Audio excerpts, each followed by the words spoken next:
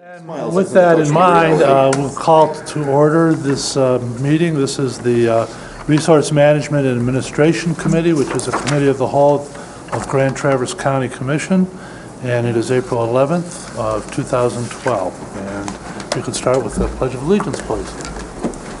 I pledge allegiance to the flag of the United States of America and to the republic for which it stands, one nation under God, indivisible, with liberty and justice for all. And if the clerk would please call the roll. Mr. Wheelock? Yes, ma'am. Fleece? Present. Max Bauer? Here. Thomas? Yep. Lemkool? Here. Henschel? Yes. Inman? Yes, him here. Gilman? Here. Richardson? Here. Okay, our first item of business is the approval of the minutes from March 14th. Mr. Chairman, I'll make a motion to approve the minutes of March 14th, 2012 as presented. Second. Okay, I have a motion by Inman and a second by Henschel. Any discussion?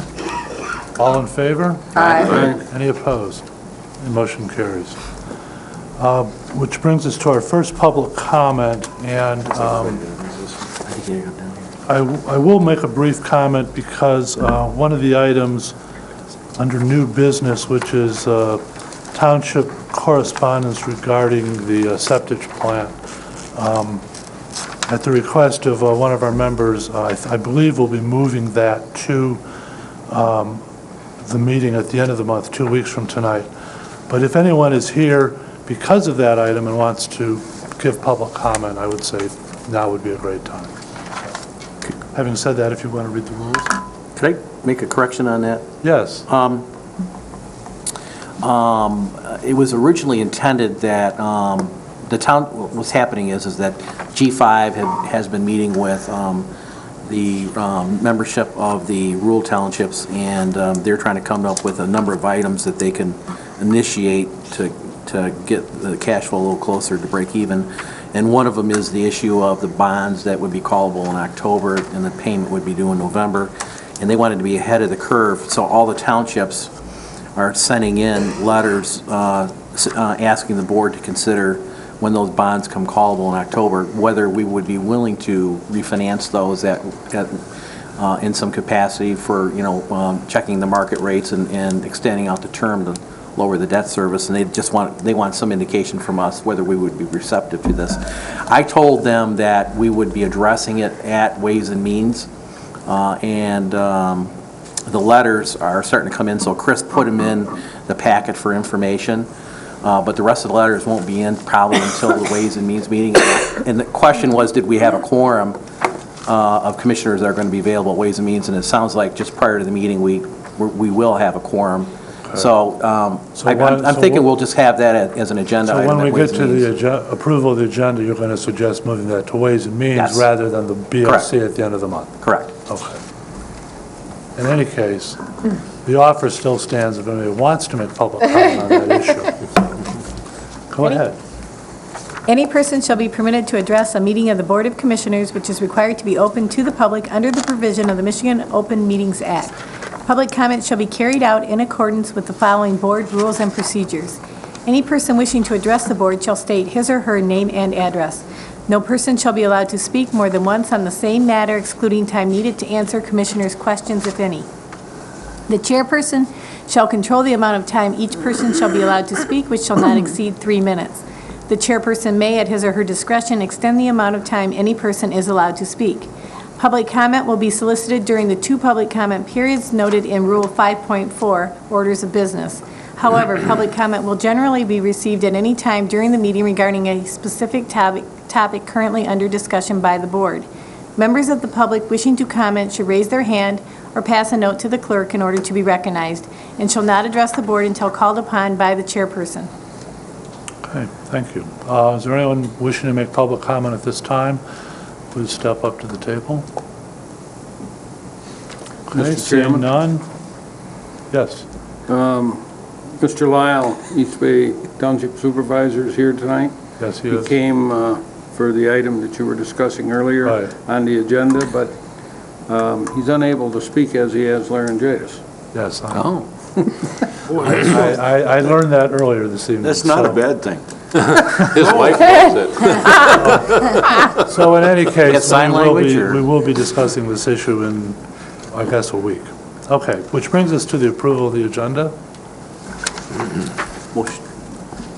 I'm sorry, Commissioner Maxbauer. Motion to approve the agenda. Support. A motion by Maxbauer, support by Wheelock.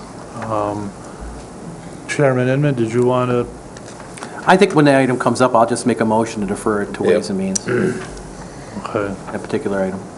I mean, it doesn't really say there's any action, it just says that No, we've received it's just information correspondence. for file, Okay. yeah. Any further discussion? All in favor of approving the agenda? Aye. Aye. Any opposed? Motion carries. Okay, special orders of business. Mr. Jones and Ms. Schimick on the National County Government Week presentation. All smiles. And if you could identify yourselves as well, please. Thank you. Jason Jones, County Parks and Recreation Director. Sarah Schimick, Community Outreach Coordinator for Grand Traverse County Health Department. Sarah and I are here today to, I guess, kick off, even though we're a week into it, National County Government Month. As you may know, based on the proclamation that you guys approved at the end of March, April is National County Government Month, and this year's theme is Healthy Counties, Healthy Families, which is part of the reason Sarah and I are here as a joint effort tonight. First and foremost, thank you for proclaiming April being National County Government Month with that exact theme. Commissioner Lemkool months ago suggested that the county recognize the month, and as we've moved forward with this, we decided the Health Department and the Parks and Recreation Department were the two most obvious departments to be a part of this, talking about some of the proactive things that Parks and Recreation, not just as our department, but what Parks and Recreation does as an industry in our community, as well as some of the more reactive and some of the educational opportunities that the Health Department focuses on in their mission. In going through this, I didn't necessarily want to speak in specifics about our department, but wanted to present to you some of the things that I found interesting in doing some of my research for how Parks and Recreation positively impacts the healthy opportunities and healthy lifestyles that are available in our community. Obviously, with our parks, the county alone, we own roughly 1,700 acres of parkland, and that's just what the county owns. Trees that are associated with that parkland help remove pollutants in the air, making a healthier environment, which is kind of ensuring that healthy environment is proactive from the parks perspective, but also reactive and reinforced by the health department and some of the programs that they offer. This is an interesting statistic. Public playground and park use has increased by 30% during this recent economic downturn. And that's really interesting because here in Grand Traverse County, and Sarah can elaborate if she'd like, with the most recent, It was, if you caught in the news last week, the county health rankings were released, and Grand Traverse County was 10th healthiest county in the state. And while that's a great sign for our county and our residents and a sign that we're doing something right, it still means that we have 9 states in the county, or 9 counties in the state that are better than us. And some of the areas that really affected our ranking overall, you can see on the bullet points here, 21% of all adults are obese, and 22% are physically inactive. And considering the area we live in and the opportunities naturally provided to them, that's pretty significant. And additionally, 23% of children, this is everyone under the age of 18, live in poverty or below the poverty level.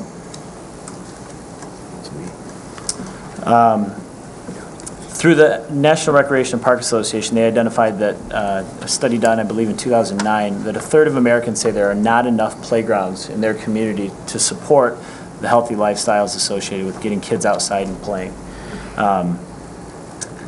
And conversely, the children that do play outside are obviously less likely to suffer obesity and less likely to contract diabetes, which are 2 of the biggest health issues within the state of Michigan. As I said a moment ago, I'm not here to talk specifically about Parks and Recreation. I was fortunate enough yesterday to be able to address the Rotary Club. So a couple of commissioners have heard my stance on this. As an individual organization, we do a tremendous amount within our parks, and we do some with the recreation programming that we have in the county, or offered specifically by the county. But this issue in providing these opportunities to our community is truly a community effort, and it's truly a team effort, which fits well within Parks and Recreation, because one of the aspects that we try to promote is teamwork and ensuring that. From a community standpoint, the organizations that you see listed here, the local units of government, as well as the different nonprofit and parent-run organizations in our community, these are the communities that are, or these are the entities that are putting together these recreational opportunities in our community.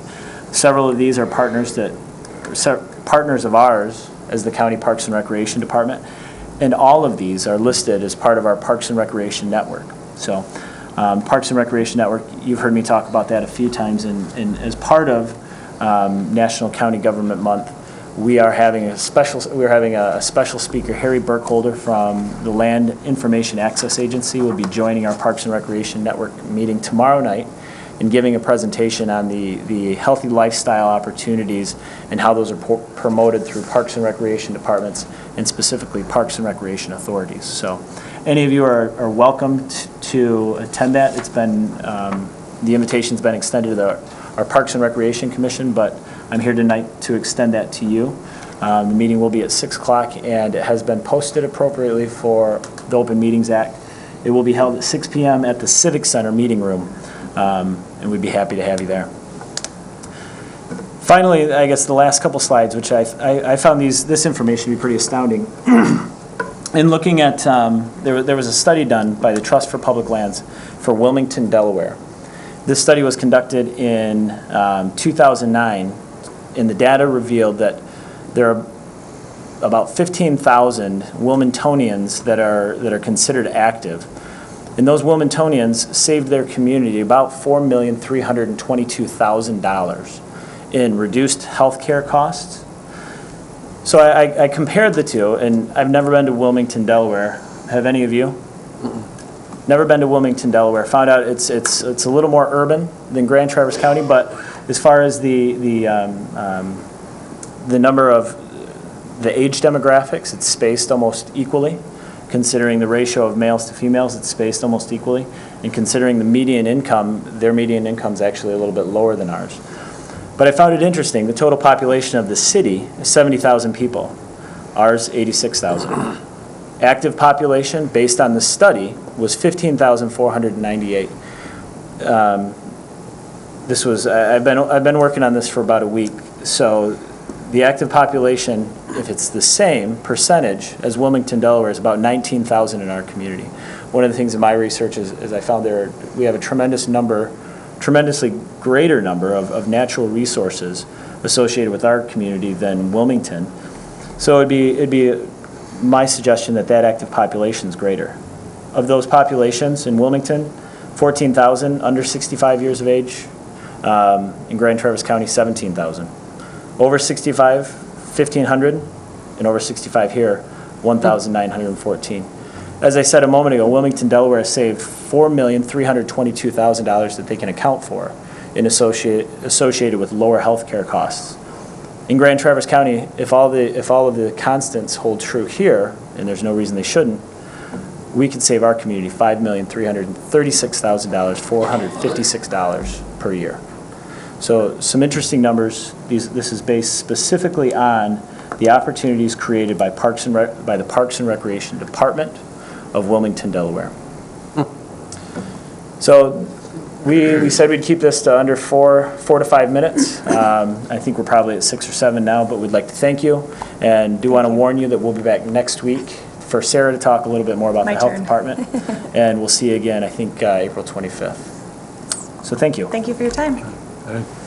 Could you email me a copy of that PowerPoint? Would that be possible? Actually, Sarah, if you want to, Yep. one of the things that we're trying to do, I appreciate that question. We've created a website, Sarah's created a website, as a page to the county's the county's website, where I will post this PowerPoint presentation as well as the study from Wilmington, Delaware that provides the specifics in regards to that. You can access that on the county homepage under current events, National County Government Month. And that also has a list of all of the events county government departments are providing to the community in honor of the month. Chris? Jason, the Parks Board had a presentation from Leah, and it showed the trend across the United States of how we are becoming more obese and more inactive over the decades.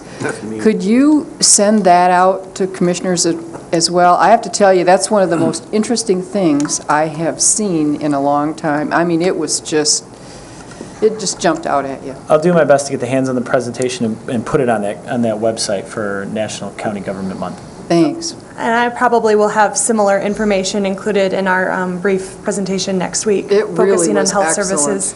Yeah, I agree. It is startling and Yes, very educational. informative. Yeah. Larry? How in the world can they determine the cost savings on health by participants in recreational activities? How do somebody has to have some study or quantifiable data that said, you know, if you were more physically active, then you probably were more healthy, so they compared the people that were involved in programming versus the ones that weren't and came up with some savings number? Is that what it was? They took, I believe what they did is they took a sample of the folks that were not actively engaged in Parks and or actively engaged in the Parks and Recreation Department versus those that were, and then looked at that similar size or that sample group of people that were not the control group versus the test subjects, and compared the common medical ailments for those that were not as active versus those that were, and deduced that number. Oh, interesting. So, and there's a tremendous amount of data out there for the parks and recreation industry as a whole that supports those same methods. So I'm going to live 5 more years, and Commissioner Maxbauer is going to live 20 more years. Yeah. That's very possible. I don't know how you recreate, Commissioner. Okay. Thank you. Herb? 2 questions come up today as to whether or not there's a women's softball league.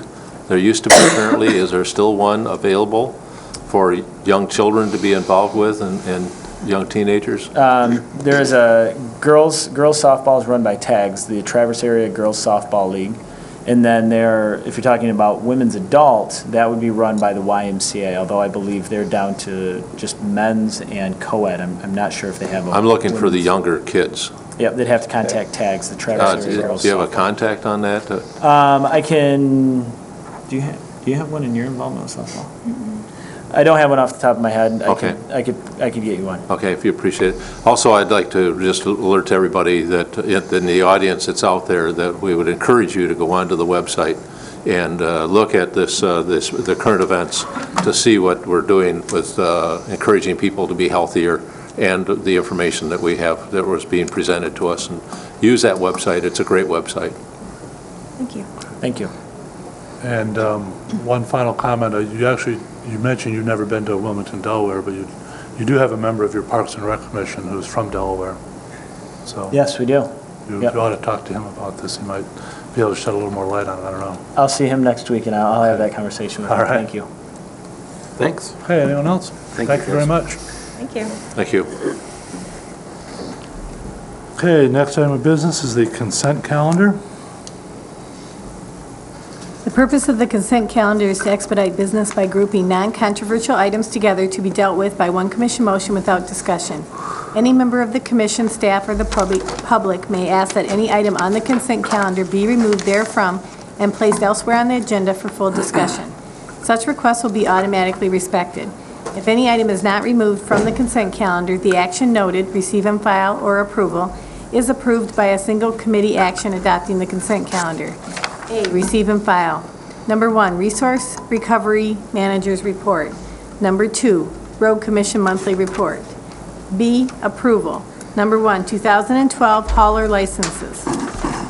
Okay, having heard the consent calendar, is there any member of the public who would like an item removed for further discussion?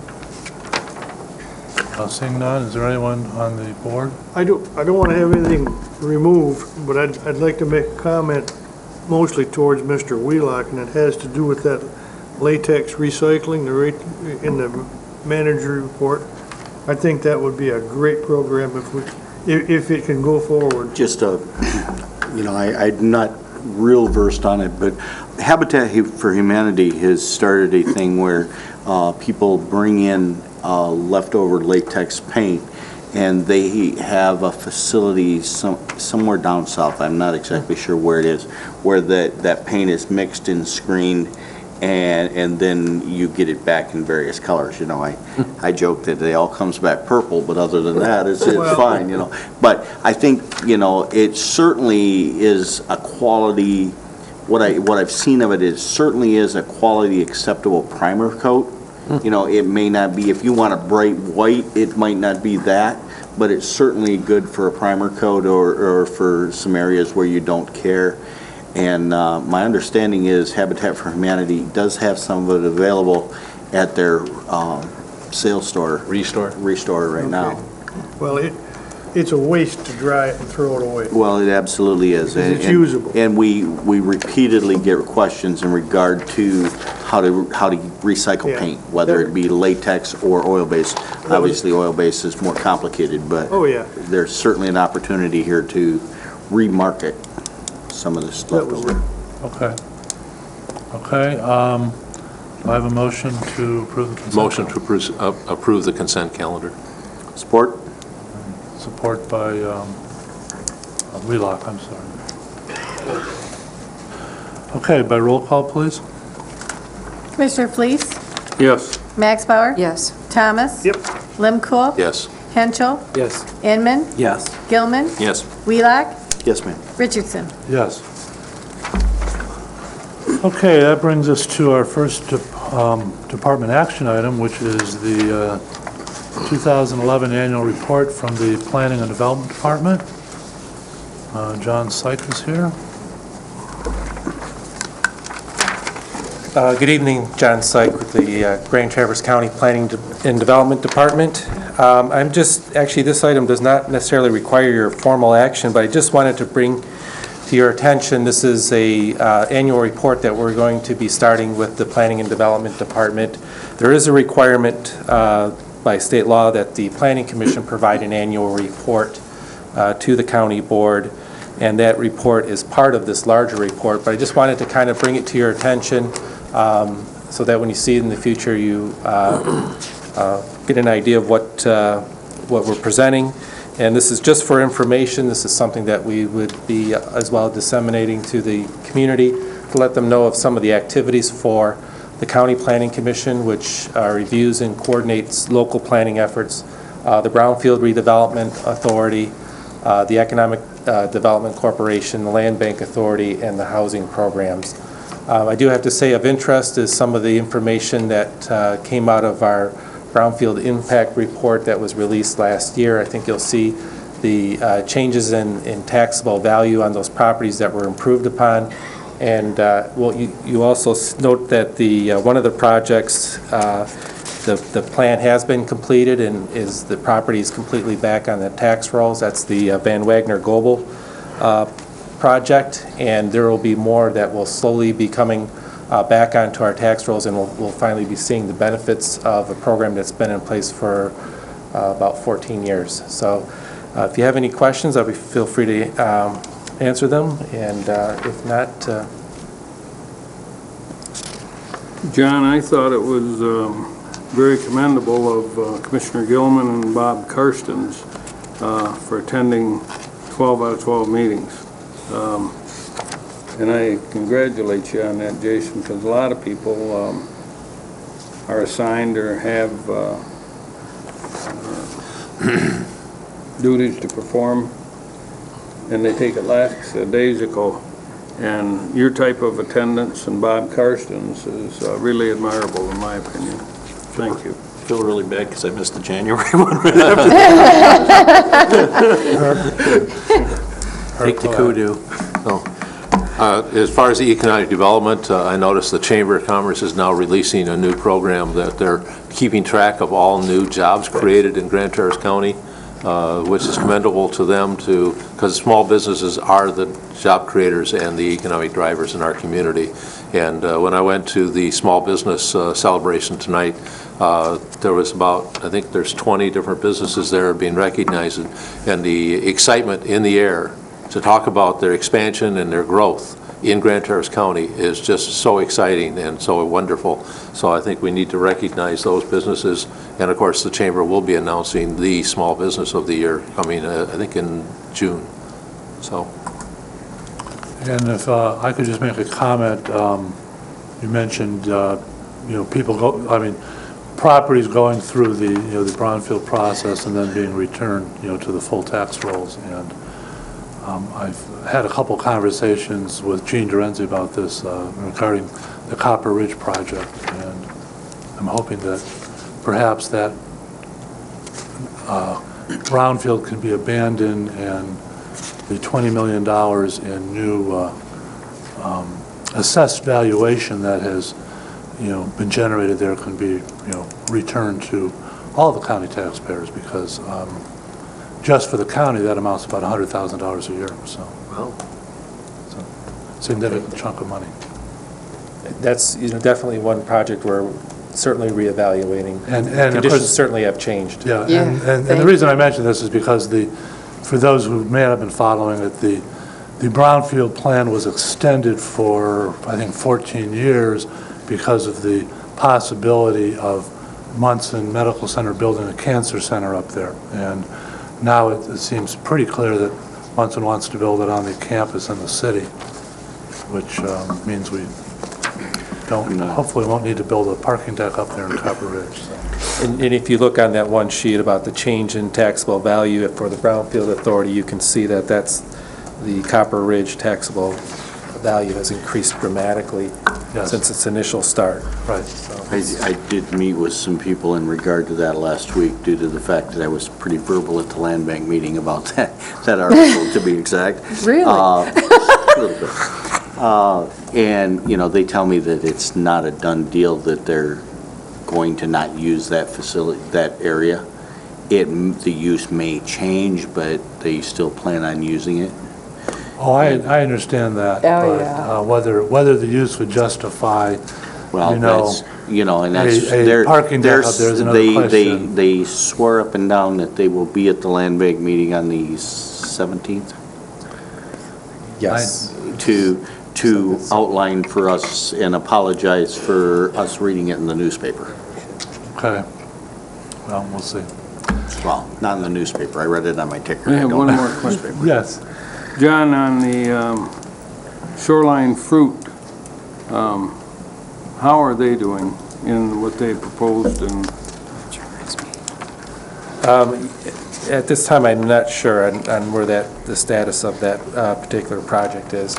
I'd have to get back with you on that one. okay, that's fine. It was declared an agricultural renaissance zone. Right. I know they purchased a large amount of the new equipment. I don't believe they've actually started to expand the physical plant yet. Yeah, see, and they'd talked, remember, about purchasing, I forget how many millions of pounds. 10 million pounds. Right. We won't have it. They won't be from here this I was year. going to say, this is probably not a good year for that here, is it? Oh, talk about starting up in the wrong time. Okay, any other questions or comments? You looking for a motion to accept the, I guess we can do that, sure. so moved. Support. I have a motion by Thomas, support by Fleece, to accept the annual report. Any further discussion? I just had a quick question. Yes. Did the 45th parallel, did they actually establish anything? Last I drive by there and I haven't seen any activity. That was the page 23. Right. Oh, that's the Elk Rapids thing. Just out of curiosity. From my understanding, they did. Okay. I mean, that's the last, when I recently talked with Gene about that, I'd have to double check on that, though. I'm just curious. Okay, we have a motion. All in favor? Aye. Any opposed? The motion carries. Thank you for your time. Okay, thank you, John. Thank you, John. Okay, our next item is an update on the county administrator interview and selection process. Jen? This is really just an update on, the interviews have been scheduled and they're all confirmed for Monday, April 23rd and Tuesday, April 24th. We have 6 candidates coming in. The 7th candidate did accept another position and withdrew from the selection process, so that was it. It's good we went with 7. Well, that's, I mean, Well, you know, if we wait just a few more weeks, we might have a David choice. Johnson. we have to make a We might not choice, have to yeah. make a choice, that's right. I do have a suggestion. I don't know how the rest of the board's going to feel about this, but in reading up on a lot of these county and city candidate searches that have been going on, because a lot of our candidates have been involved in them in one form or another, a common occurrence seems to be some sort of a gathering of the candidates in basically a social gathering to allow the public to come in and, get to know them, chat in an informal setting and so forth. And I was wondering if we might consider doing that on perhaps Monday night, like early evening, right after our interviews are done, say 5 or 5:30. Just as a way to, I know there's a very strong sentiment from some members of this board that you didn't want having community leaders actually being involved in the interview process, or department heads being involved in the interview process. But this would give people a chance to meet the candidates and, just get, a little more sense, and also have the candidates get a little better sense of what the community is all about. I think it would be respectful not only of the candidates, but also of the community itself. Chris? I think it's a good idea. I went through the process when the city commissioners were selecting a city commissioner. And it's an opportunity to observe individuals and how they interact with the public, and it gives you an opportunity to ask them questions. Just, what kind of reading do you like to do? Mystery, history, I think it's a good idea. Larry? Well, as you know, I brought this up at the last meeting, and I didn't get a lot of feedback from the board, whether it was possible to have some kind of session where the department heads and the community leaders and the public would have an opportunity to meet the candidates out of a courtesy thing, and to showcase our community. Obviously, going to spend a little time here. They're probably coming in on the weekend to drive around, look at the place, and interviews start on Monday, and I would assume that there would be time available in their schedule for, let's say, between a 5 and a 6:30 event. Maybe, if we could select a venue, perhaps like, we could take a look at some pricing, maybe, the Haggerty thing for a little meet and greet thing with just a few things to nibble on and something to drink. And they can mingle around and talk to folks. I think it would be a nice gesture on our part. But, so I'm still open up to that, to doing that. It's just a matter of what the board wants to do as a majority. Rob? I'm certainly in favor of getting community input in any way possible. I have been from the start. When we were looking at our process and how we were going to do this, I sent a personal email to Doug Luciani and said, do you have any suggestions? I've certainly been in favor all along of public input. This definitely is our decision, but with many advisors, does a plan succeed? Sonny? Well, I don't have a problem, I guess, with a social type event. I don't believe that it is the public's or the department's responsibility to interview the candidates. For one thing, we're still at 6 candidates. We're still a long ways from where we need to be to get done here, at least. I'm afraid we are, maybe we're not, but, I guess, my concern is I have no problem with some sort of social event. We did that when Dennis was hired. We did a little barbecue thing down at Medalley Park that particular time, but I think it was a little warmer time of the year than this is. So, that probably wouldn't be real good yet at this point, but, I don't have a problem with the social event as long as we understand that it is that. It is a social event, and, we will allow people to have conversations with commissioners and with the candidates, but we are not letting them decide. Okay, Jason? Well, actually, it might not be such a bad idea. I mean, if you ever want to find out what somebody's like, get them drunk. Let's have a party. Let's get Carter involved. There's a quote. I'm not sure. Another quote. That's the headlines right there. Herb? Headlines tomorrow paper. Yeah, when we talked about this last week, we decided that, I think it was a decision amongst the group members that we wouldn't do it now, but we would do it when we pare the candidates down to 2 or 3. And I think that that's the time that we should be putting on a party to build it, bring the community in, not at this time. Hopefully. It seems to me Bring in that's a what we keg. did. Well, have we, I mean, we haven't even actually heard, we haven't even agreed on whether we're going to do another pairing and then decide, or Right. we're just going to Yeah. pick from among the 6. I mean, it could, we all decide to do it, it's one person, but I don't think so. And, I just think that we brought it down to 3, and then we bring the 3 in, and then we introduce them to the community.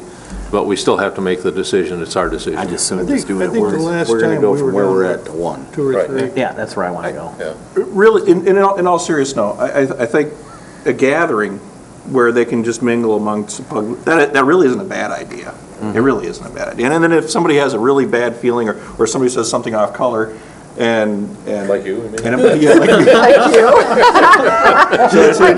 That's great. That's great. I'm sorry. No, that's all right. That's all right. But really, and we all take feedback all the time anyway from the constituents and from the people who know us out in the community through email and phone calls and whatnot. That's not, I don't think it's such a bad idea. I think that's a good part of it. And it's also, I mean, to be a little selfish, it's also a way for us to observe how they interact with other Yeah. people. Yeah. I just hope that this time isn't like when we got Dennis. Yeah, so you get run into? Yeah, I was coming on South Airport there, and a guy with a brand-new Lincoln gave me a shot right in the back bumper and totaled his car. Well, this wasn't your brand new Lincoln, huh? Jen wants. I was stopped. It's called Beta. I'm sorry, but the candidates' flights have been confirmed, and we're not going to be able to coordinate everybody to be here on one night. Oh, really? Oh, okay. Some of them are leaving Monday evening. Right. And even the candidates in Michigan have to be back for events. So after last week, I apologize, but I scheduled them to come in for the interview, and that was it. Okay. So I tried to flag it down, but, Okay. That's all right. Maybe we can have a We party can move without on. him. Call for it, can't. We'll do a public. Say we tried. We can do it. Once the selection's done, then we have a reception to we can have a introduce that reception. person to Yeah. council. certainly, if you was a pare it good down to idea. 2, we can absolutely, do that. So, yeah. All right. Thank Sorry. you, Jen. That's okay. All right, moving right along. Yes, Moving right along. thank you. Moving right on. Administrators update? Dean? Just a couple of things real quick. The Building Authority met this morning, and obviously one of the main things on their agenda is they do review the pay applications on the health services building that's under construction. And we've had no major surprises. We do have some change orders that we're anticipating. They'll have to review next week, but we are on schedule and under budget at this point, so that's a good thing. For those of you that have been in, you've noticed a few extra people on the 3rd floor. The county audit is in process. Things are going well, and we have been able to answer all of their questions so far, so that's always a good thing, but they have been keeping us fairly busy. And lastly, internally, we have started the 2013 budget process. That includes updating the forms that are available online. The calendar has been put out on the website so the departments and the elected officials know that the process is just starting. I will bring that calendar to you at some point. It's just information, but we are internally starting the 2013 budget process, and I thought you should be aware of that. Okay. Any questions or comments for Dean? Other than in our packet, there's a memo from Bob Cooney. I don't know if that's supposed to be under administration report or the township No, ordinance. this is the next item. part of the That's soil township erosion. ordinance correspondence? No, it's part of the soil erosion. It's the Oh, next part of the item. spoil- Oh, okay. All right, Call I'm new following you. business. All right, I'm following you. All right. Okay, actually unfinished business. but You need more exercise, Larry. I guess so. Okay, any other comments on the administrator's report? Okay, that brings us to the soil erosion and sedimentation control ordinance amendment. And basically, this is because of the action of this board to move the soil erosion program from the drain commissioner to the construction code office, the soil erosion ordinance used specifically designated the drain commissioner 40-some times within the ordinance for soil erosion. So I had this discussion with Bob several weeks ago, and he agreed that we probably needed to change the ordinance so it didn't keep saying drain commissioner. So Bob went through, and everywhere it said drain commissioner in the ordinance, he changed it to enforcing authority, okay? And now, he did then take the ordinance with those changes and send it off to this office in Lansing that has to, review any changes we make in our soil erosion ordinance. Well, I still think it's something that this board needs to act on. I mean, if we're changing the ordinance, then that's the function of what this board does. We say, okay, those are the changes, great, we approve and so forth. So that's what you have in front of you is the changes in the ordinance on enforcing authority, replacing drain commissioner. Now, the very front sheet, which is the memo from Mr. Cooney that was just referenced by Larry, if you look on page, it's page 3 of the ordinance, but it is page 30 of your packet. These are the definitions for the soil erosion ordinance. Under county enforcing agency, Bob changed the definition to, no, it's not there. Where is, oh, here it is. I'm sorry. It's on page 4 of the ordinance. Enforcing agency, it says, means the Grand Traverse County Building Construction Code Department. My suggestion to him was, the county enforcing agency can be anyone that we designate. So if you change that to the county enforcing agency is a county agency or conservation district as designated by the County Board of Commissioners, then that means if we make another change somewhere down the road, it doesn't require sending it off to Lansing to be approved again. Gotcha. That makes sense. So that's the only suggestion. The one sentence change in the definitions. Otherwise, the ordinance as presented by Bob is, I guess, what you're suggesting that we pass, correct? Well, I thought your suggestion made sense. In fact, Mike Dillenbeck made the same comment to me.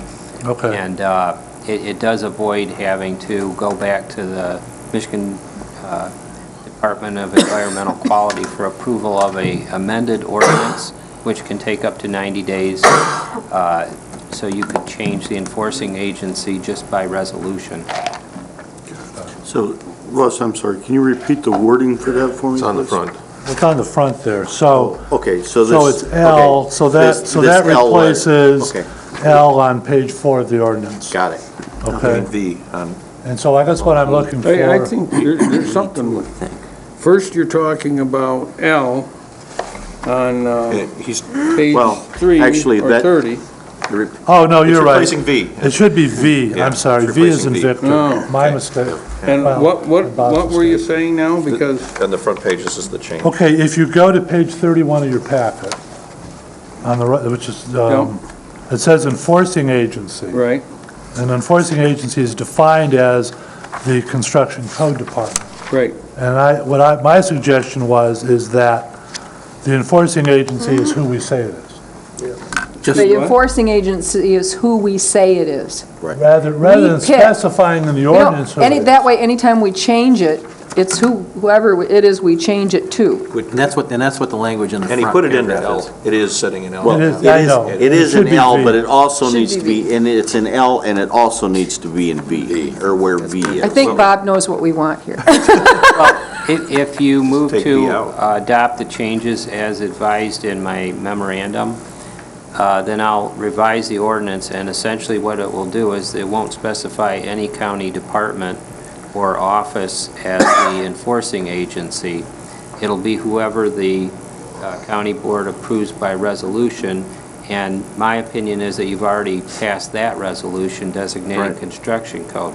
Now, you do have to notify MDEQ every time that you change the enforcing agency. That doesn't mean they have to review and approve it, but they do need to be notified of that change. So what I would be doing is revising the ordinance as indicated in my memo, and then also I just send them another copy of the same resolution that was already passed, indicating that it's the construction code office that has been designated to enforce this. Mr. Chairman, I'll make a motion to approve the soil erosion sediment control ordinance changes by Bob Cooney as presented. Support? Okay, and by that you are including the Yes, the one front on the page very first paragraph. page. Okay, yes, Sonny. Just, I guess, a couple comments. Bob was there last night. I got beat up pretty good at Long Lake last night, but sitting on their board is Maureen Templeton, who I works just in the noticed drain that. I didn't commission. realize she was- The drain commissioner's office, and was the previous drain commissioner, so she's got about 20 years of experience in that office. But I think after a number of explanations, she understands why we did what we did, and I think, all of that is, I think we got her calmed down a little bit. She was a little fired up at the beginning, but we got there. But, I think, though, the biggest point that we have to make anytime we talk to anyone about this, the ordinance is still here. We have not reduced the requirements. We are still making the same requirements for soil erosion and the same drainage requirements that we've been using for the last 10, 15 years. We truly are not changing the ordinance, we're just changing who does the enforcement. And it's my understanding that the two part-time inspectors and the clerical people will be moved from the drain commissioner to the construction code office. Is that correct, or? I think that's going to depend on workload. Eventually. Well, currently, we probably won't physically move them, but they would be put under that office. I guess what I mean to say is that the individuals doing the work will be the same individuals. They'll just be reporting to a different person.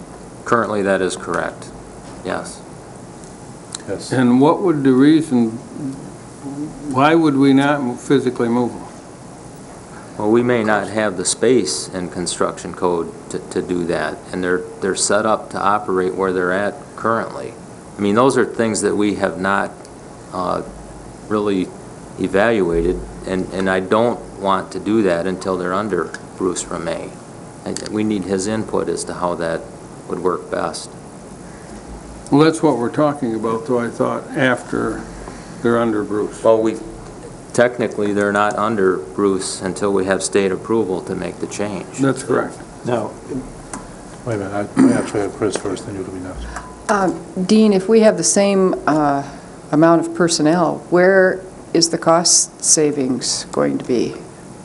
Well, primarily, starting in 2013, there are no savings in 2012 because we can't reduce the drain commissioner's salary. Well, I understand The that. bulk of the savings would be in reducing the salary of the drain commissioner and efficiencies in staffing that we hope that we can realize once Bruce has a chance to evaluate Okay, the so Bruce may come back to us around budget time and say, I can reduce staff in my department because we're more efficient, assuming he's taking on 3 additional or 4 additional people now for soil erosion, correct? Well, it's hard to speculate how that staffing will look, but currently, the plan is to retain the existing staff, and then once Bruce has an opportunity Okay. to evaluate it, we'll do All right. what we can. Okay, Jason, then Larry? And now that you're starting the budget process, is he already then working on this in his department? I mean, is this something that he's taking into consideration as You he know, starts this? I really can't ask him to do that until he has, the oversight of that staff. Okay. Bruce and I have discussed this, but we're kind of, Well, even on the periphery, I guess, I mean, obviously, it's something that he sees is going to be the case, so. correct. I mean, we are thinking about it, but it's really hard to move the pieces on the chessboard at this point. Okay. Okay, Larry, and then Larry, please. I guess the first comment is that I think we directed staff to come back with a recommendation. I think at this Ways and Means That is coming correct. for the recommendation for the reduction of the salary amount for the drain commissioner.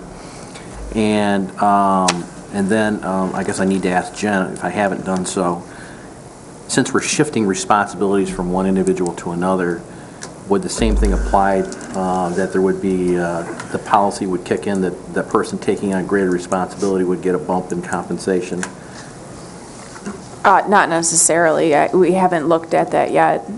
Bruce, are you talking about Bruce? Yes.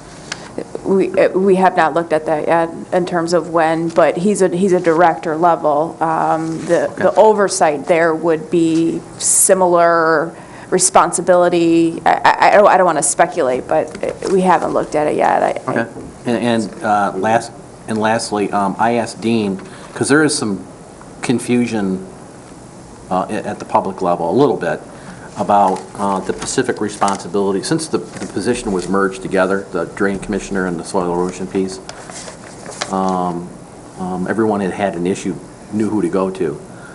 So I asked Dean if it was possible, at least for public knowledge, if we could prepare like a one-page outline just saying these are now the areas of the drain commissioner and these are the areas now for soil erosion, just as an informational piece for the county commission and for the public. You mean for right now or when the change occurs? When the change occurs. Okay. That's probably not a bad idea. Larry Fleece, did you have anything? No, I just wanted to remind Chris that due to the downturn in the economy, we laid off several people in the building code office for lack of business. So it's not as if they already have an abundance of people. You might just keep that in mind. That's a good point. Herb, and then Larry, I'm not sure anybody heard that comment because you weren't speaking into the microphone. What I said was I wanted to remind Chris that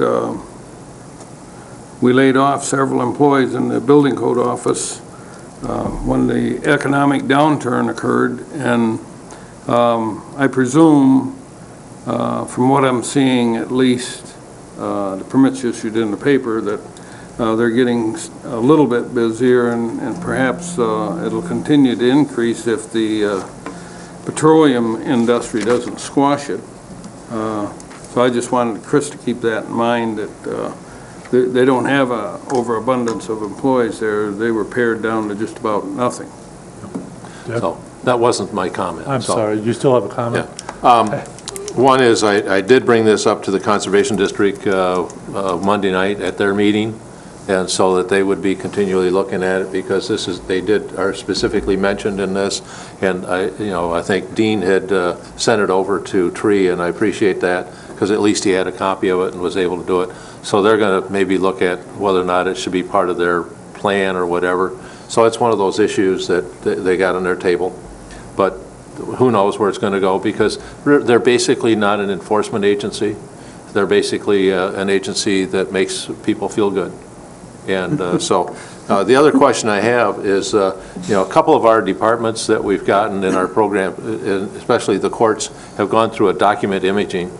And I'm just questioning whether our inspection and these soil erosions could go into document imaging, which puts all the data into one site, and anybody that goes onto the site of a facility can look at what the notes are that are already prepared and make a decision that's already there. So I would like our administration to look at whether or not what it would cost, and whether or not we could start looking at construction code and the soil erosion sediment control ordinance people could be put on that document imaging. Dick, did you have something?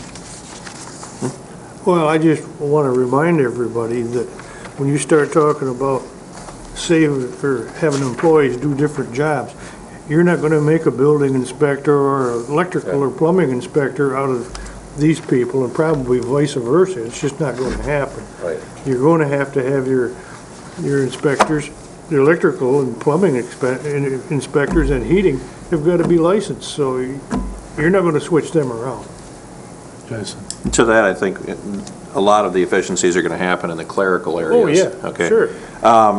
We do have to make a decision tonight, though, I think, on the pay scale of the drain commissioner for 2013, and I'll tell you why. In 1 month, there's a primary deadline to file for the election. If we're gonna drag it up, you know, there's a question of what it's going to be before anybody has a chance to decide whether or not they want to be a drain commissioner. Jason, there was discussion about putting this on the agenda for tonight, and what I heard at the start of the meeting was that Dean is doing some review of this, and I guess it will be on the agenda for Ways and Means next week. And there will be a recommendation from the Human Resources and the Finance Director next week. So, all right. Yeah, next Wednesday. It's coming. That's what I understand, correct? That And is that's the correct. place to Which do it. means we will be taking final action on it 2 weeks from tonight. And that's the place to do it, is at Ways and Means. Yeah, we got it scheduled.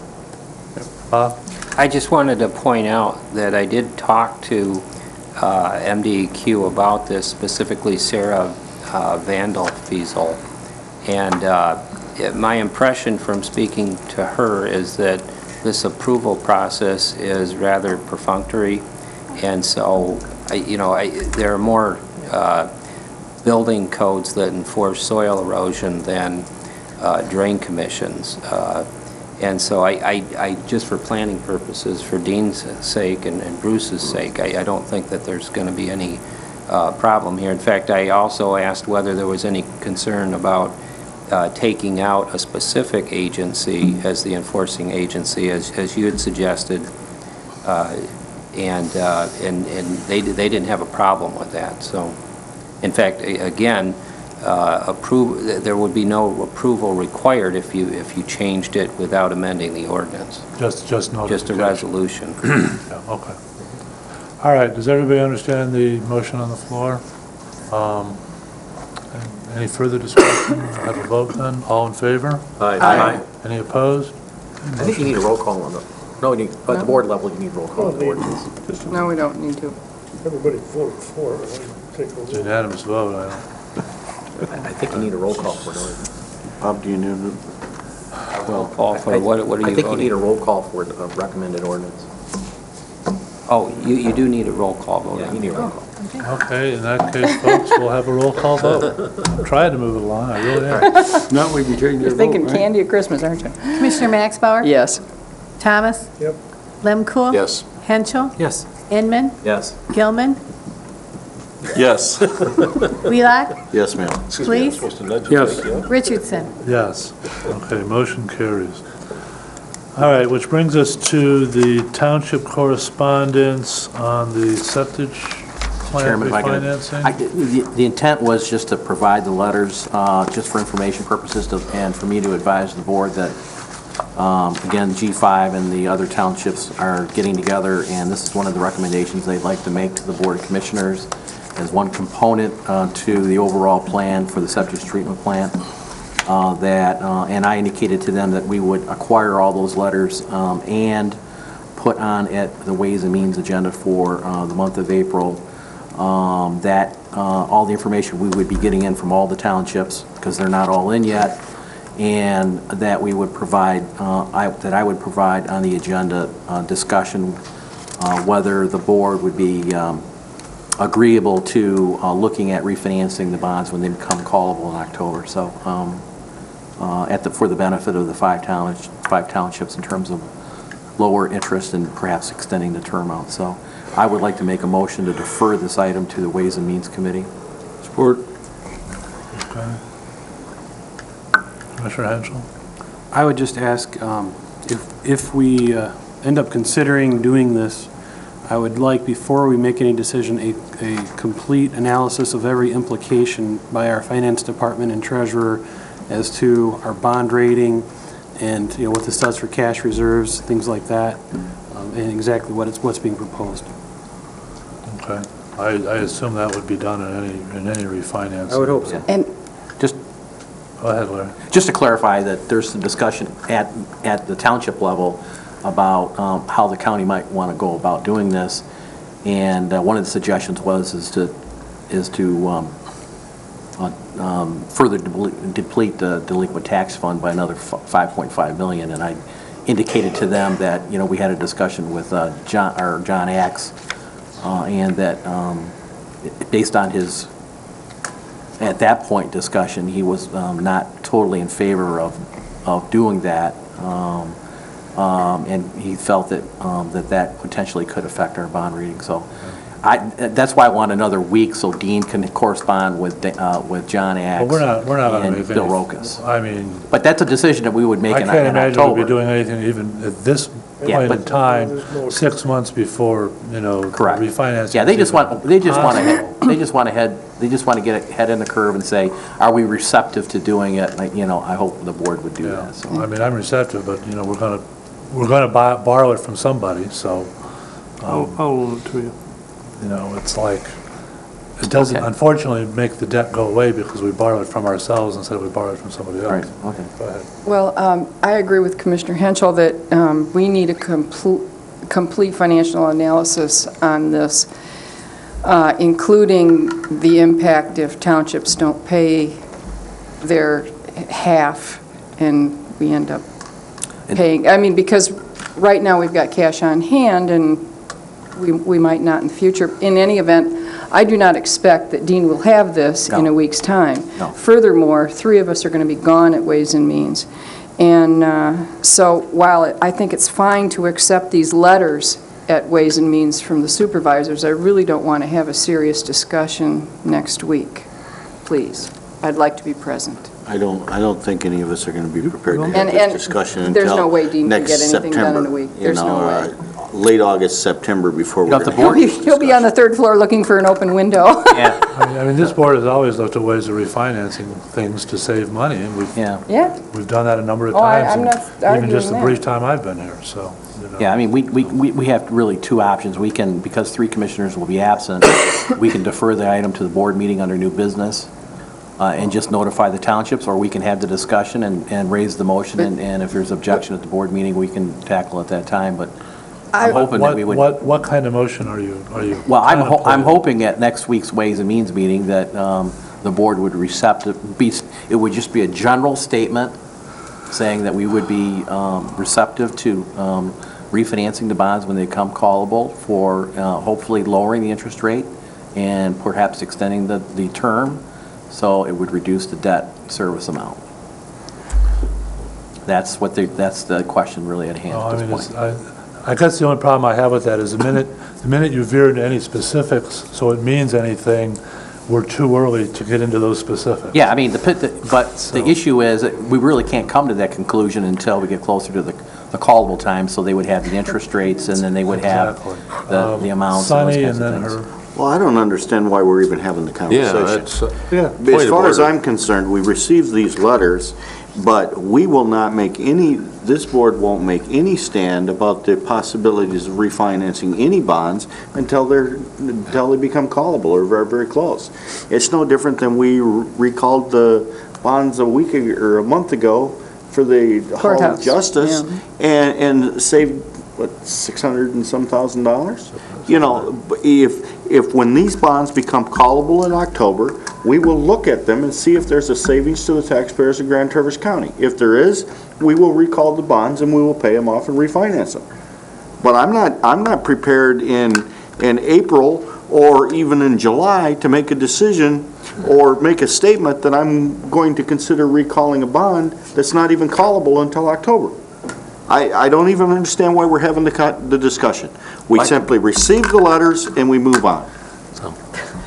Herb. my thing is a point of order, that the motion is to put this to defer this to Ways and Means, and we're not having a discussion on the motion. We're having a discussion about everything else. Thank you. Excellent Good point. point of Herb. order. Thank you. I'm not even sure we need a motion to defer it to Ways and Means, but if we all want to vote on it, I guess. That's fine. So, we have a motion. Do we have a second on that? Please. Okay.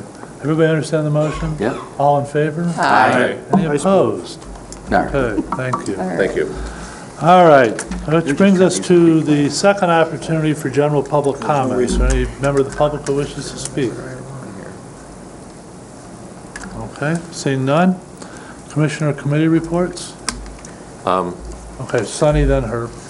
Last week at the Resource Recovery Council, they were presented with what I believe is the final draft of Ordinance 17 and the policies and procedures by which the Resource Recovery Department will administer and enforce ordinance 17. One of the things that we talked about earlier in the evening was the licensing of haulers. One thing that's gotten much clearer in the revision of ordinance 17, if you haul solid waste, whether it be yard clippings or whatever, for hire in Grand Traverse County, you're responsible to be a licensed hauler. Anything that becomes solid waste that you are hauling for hire, that's not if you haul your own or maybe you haul something for your neighbors, but if you're hauling it for hire, you need to be a licensed hauler.